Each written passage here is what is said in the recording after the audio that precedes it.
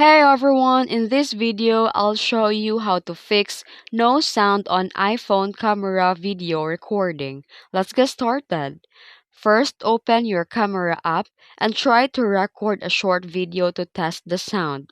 If there's no sound or audio, check that your microphone isn't blocked by a phone case or dust. Clean it gently with a soft brush.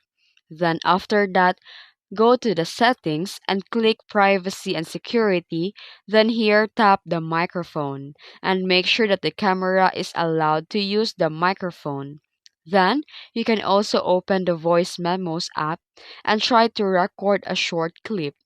If there's no sound, your microphone might be the issue.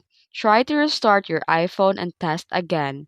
If it still doesn't work, try updating to the latest version of the iOS under the settings and click General and go to the software update.